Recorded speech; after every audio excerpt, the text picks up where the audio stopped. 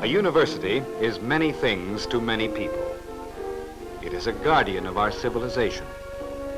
In its religious tradition, there is a powerful sense of the past. It is the education of our children.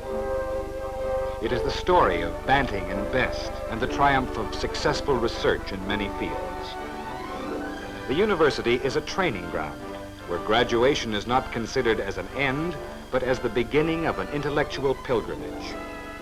A training ground for citizens summoned to roles of high responsibility in world affairs. University education has set a standard of achievement that touches the lives of all of us. In the vision of men of industry and commerce, in the skill of doctors and members of the other healing arts, in the impartiality of the law, in the ability of engineers and agriculturalists, specialists in all fields who are shaping our country's economy and leading the nation towards a new prosperity. The university is a center for continuing education, free from some of the pressures of a complex civilization where school teachers and university professors resume the role of students for seminars and refresher courses. Inside a university campus exists a community of teachers and students, a fellowship of the mind, where people of all races and religions live and work together for a common aim. On the campus, there is a warm sense of community, the genial thrust and parry of good talk and animated debate, and a high respect for the individual. Here is an atmosphere of freedom, a meeting place in which to develop lasting friendships, a place where the mind and body develop together.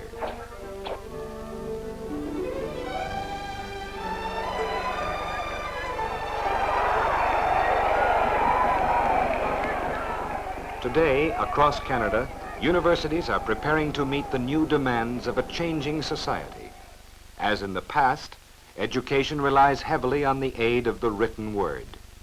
Books represent the accumulation of man's knowledge and the rich heritage of the past. Plato, Homer, Shakespeare, Vasari, Aristotle, Darwin, Thank you. Faraday, and Priestley. But man's understanding of himself and his knowledge of the world around him is expanding at an amazing rate. University libraries are groaning under the weight of the endless flow of new material. To fill the gap between textbooks and the newest developments, there's an endless parade of periodicals and publications from all over the world. This rapid growth of knowledge has produced an intellectual chain reaction. Not only does the student require more guidance in selecting what will be valuable to him, but the teacher requires more time to keep abreast with the new information in his particular field, time which cannot be taken from the individual contact between teacher and student. In many subjects, simple teaching aids are all that are needed. A Greek vase can supply background for a thesis. A blackboard diagram can set out the subject matter for an anatomy lesson. But here again, the pattern is changing. Man is no longer measuring himself with his mind's eye alone. In experimental psychology, highly efficient electronic machines are used to check the behavior patterns of the human mind. These developments mean that the universities must be equipped with many new and expensive teaching aids in order to provide the students with first-hand information in comparatively young fields.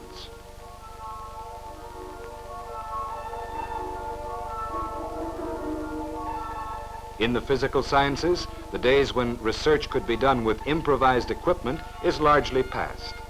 The splitting of the atom has released into our society many hitherto unknown possibilities. The universities must take the lead in understanding some of the implications of these new ideas. Only in harmony with the humanities and the social sciences can man evolve peaceful and constructive uses for the more combustible discoveries of the sciences. With this subcritical reactor, the first licensed outside Atomic Energy of Canada Limited, the students can familiarize themselves with the principles of reactor design and radiation measurement without the risk of contamination.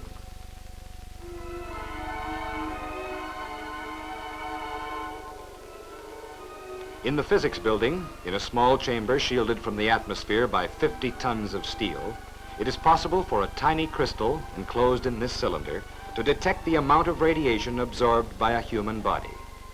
As well as the amount of radiation, a panel of indicators will tell what kind of radiation is present. This kind of equipment is a vital part of the university campus. In every field, in medicine, in the physical and social sciences, teaching methods have to adjust to the expansion of knowledge.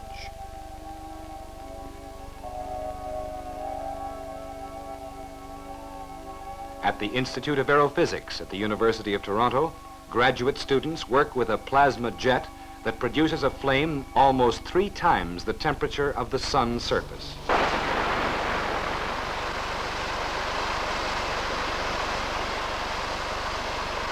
Here, the students find a unique opportunity to develop their own answers to many specific problems. Using the simple tools of their grandfathers, they design and build their own shock tubes, explosion chambers, and other devices, and report their findings to other research establishments around the world.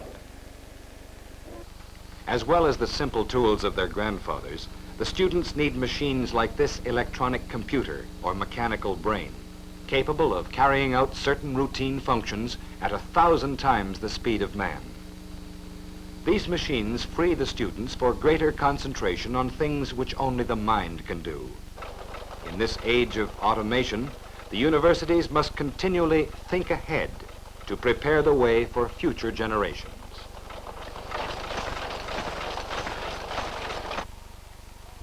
Within the framework of the university are housed supersonic wind tunnels, where models can be studied at 5 times the speed of sound.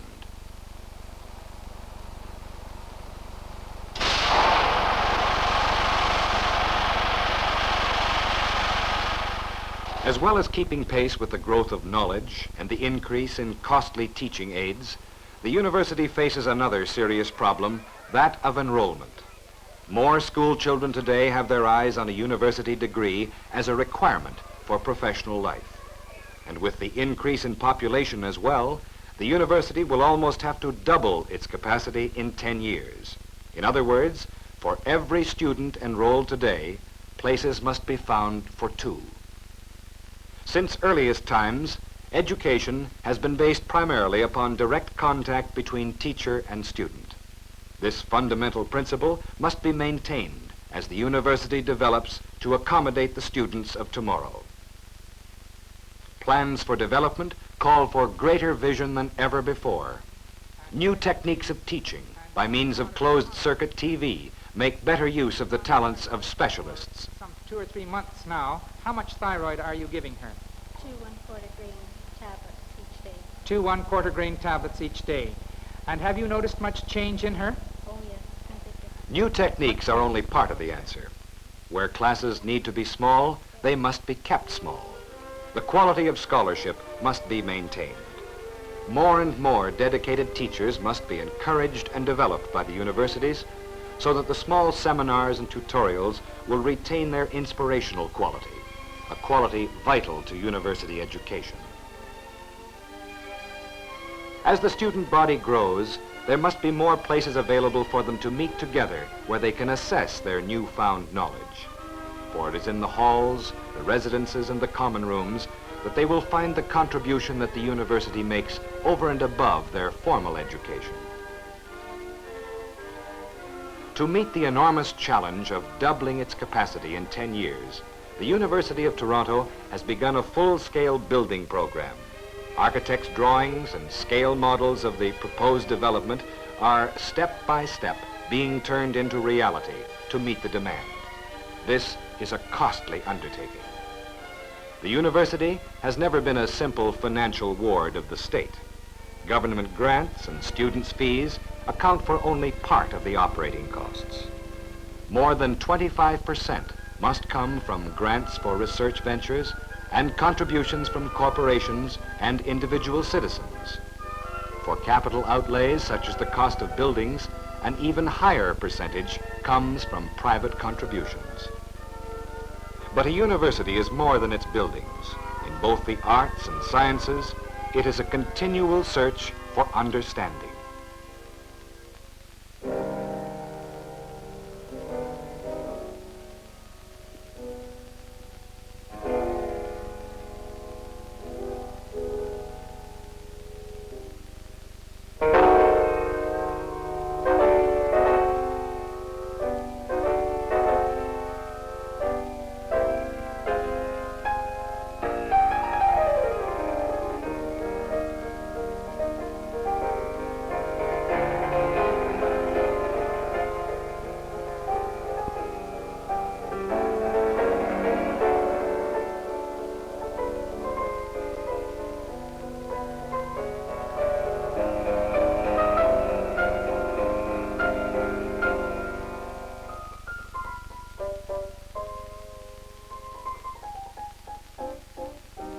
In its long history, the University of Toronto has risen to many great occasions.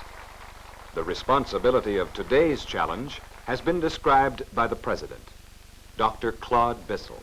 In any assessment of our national resources, whether material or spiritual, the universities must be given a leading place. For it is from the universities that will come the men and women who will shape and direct our future society. The engineers, the doctors, the professors, the research workers, the writers, and the preachers. We need such people now more than ever before, because the time demands people who are trained in the severe and exacting technologies of modern society, who can respond to new and difficult situations and who can solve complex problems.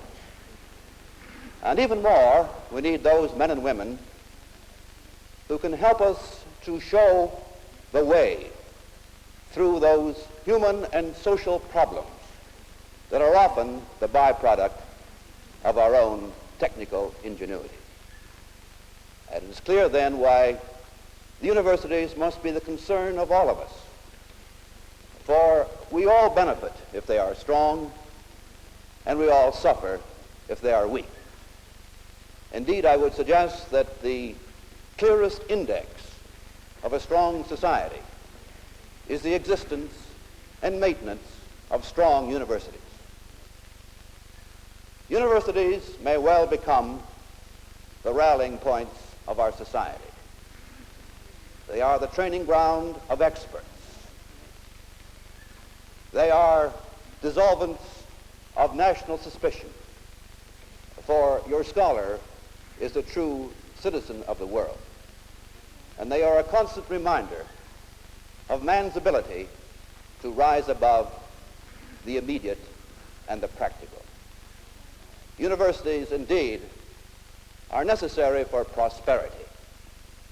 Prosperity that maintains a balance between things and ideas, prosperity that unites peace with power.